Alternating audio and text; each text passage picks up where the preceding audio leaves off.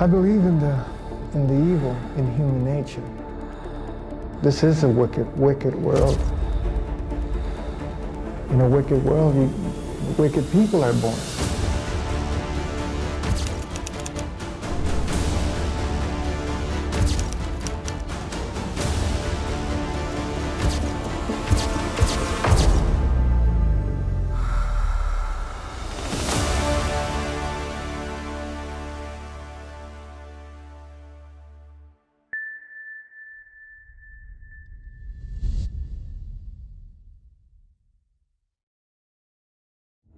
Ежегодно в США пропадает около полумиллиона детей, однако около 98% этих происшествий составляют подростковые побеги или похищения родителями, находящимися в разводе, и в итоге все заканчивается благополучно. Но каждый год судьба почти 10 тысяч исчезнувших остается неизвестной. Чем больше времени проходит после объявления ребенка пропавшим без вести, тем меньше шансов, что он будет найден живым. Некоторые семьи годами надеются на то, что в один прекрасный день в дверь постучит полицейский, рядом с которым будет их любимый ребенок. Другие смиряются с мыслью, что однажды раздастся звонок следователями с известием, что найдены останки их сына или дочери, и дело будет закрыто.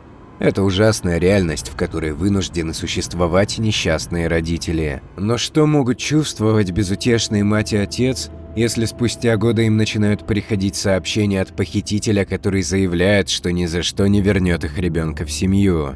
Именно так и произошло в случае с Найлен Маршалл, исчезновение которой вот уже почти 40 лет не дает покоя следователям. Исчезновение Найлен. Найлен было всего 4 года, когда 25 июня 1983 года она без вести пропала в горах Элкхорн, недалеко от своего дома в Кленси, в штате Монтана.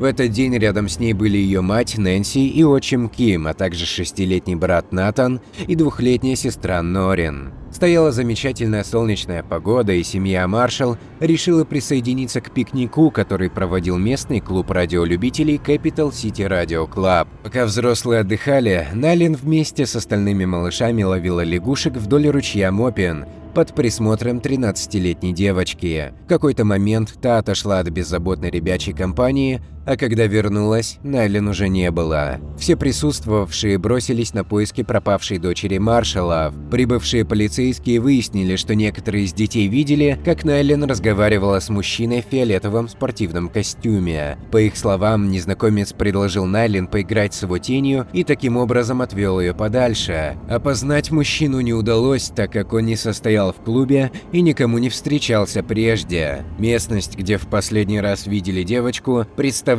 собой густой лес, окруженный крутыми скалами. Чтобы найти Найлен, к поискам были подключены вертолеты, инфракрасные тепловые датчики и кинологи.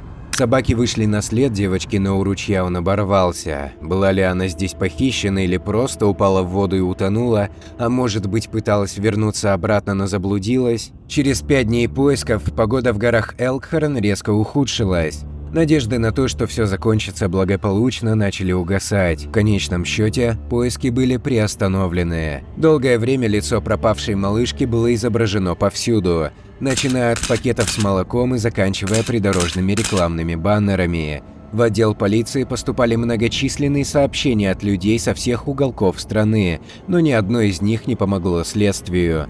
Девочку найти не удалось. Анонимные сообщения. Спустя 2 года, в ноябре 1985-го, в одну из национальных организаций США по поиску пропавших людей поступил звонок от неизвестного, заявившего, что он похитил Найлен Маршалл. Еще через 2 месяца, в начале 1986-го, в отдел полиции штата Висконсин пришло письмо от анонима, сообщившего, что он подобрал маленькую девочку по имени Кей, живущую теперь вместе с ним. Автор писал, что хотя знает, как семья скучает, не может вернуть им дочь, потому что очень ее любит. Примерно в это же время неизвестный абонент сделал несколько телефонных звонков в расположенную в Нью-Йорке национальную некоммерческую организацию по поиску пропавших детей Child Find of America и представился автором письма. Полиция отследила, откуда исходили эти звонки. Было установлено, что их совершали из нескольких телефонных будок, одна из которых находилась возле аптеки в Эджертоне, штат Висконсин. Содержимое полученного полицией письма никогда не публиковалось полностью, но некоторые отрывки были представлены в популярной программе «Нераскрытые тайны». Это произошло лишь несколько лет спустя, в 1990 году. В первом отрывке мужчина рассказал о подробностях похищения и просил передать эту информацию семье девочки.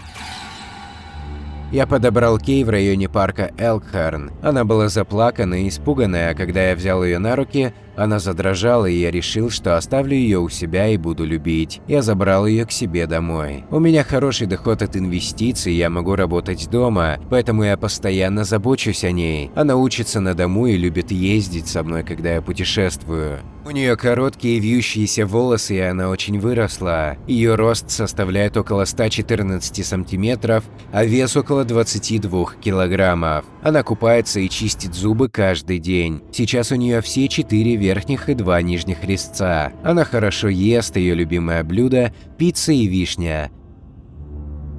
Во втором отрывке содержалась информация о том, куда они путешествовали и где, вероятно, могли их встретить. Она с удовольствием расскажет вам о поездках в Сан-Франциско, Нью-Йорк, Оклахома-Сити, Новый Орлеан, Нэшвилл, Чикаго, Пуэрто-Рико и Канаду. В прошлом году мы даже были месяц в Великобритании, и ей там очень понравилось. С нашими паспортами проблем нет. Третий отрывок свидетельствовал о том, что похищенная девочка стала жертвой сексуального насилия. Я даю ей лекарство, которое получаю в ванной каждое утро.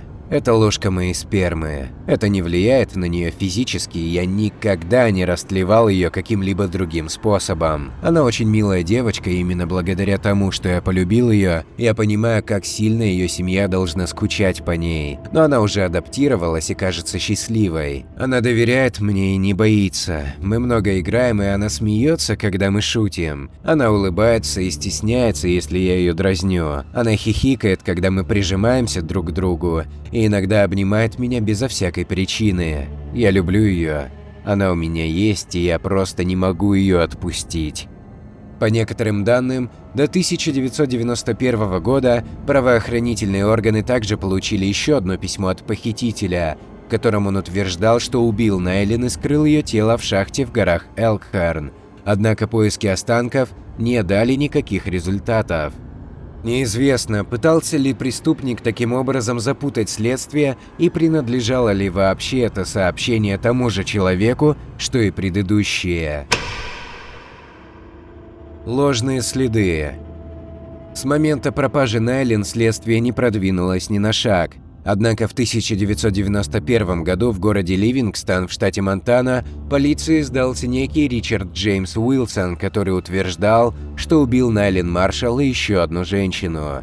Хотя офицерам было известно, что Уилсон уже давно страдал психическими заболеваниями, его все же отвезли в район Элкхорн, где он якобы похоронил убитую Найлен. Но поиски тела вновь не дали результатов, и в ходе повторного допроса Уилсон отказался от своего признания. Он был освобожден из-под стражи без предъявления обвинений. Вторая трагедия семьи Маршалл. Пока следствие пыталось найти хоть какие-то зацепки в деле Найлен, семью Маршалл посетила еще одна беда. После исчезновения дочери, Ким и Нэнси вместе с детьми переехали в Японию. В 1995 году им предстоял новый рабочий переезд в Мексику. Они решили, что Нэнси улетит туда первой и займется поиском жилья, а Ким с детьми ненадолго останутся, чтобы завершить дела в Японии. Женщина прилетела в Мехико одна и остановилась в дорогом отеле Рэдисон Параисо. У нее было хорошее настроение, вечером она встретилась с друзьями, после чего вернулась обратно в свой номер, где на следующий день ее обнаружили мертвой. Ким находился в аэропорту в предвкушении новой встречи с женой, когда ему позвонили и сообщили о гибели Нэнси. Все улики указывали на то, что женщина была убита.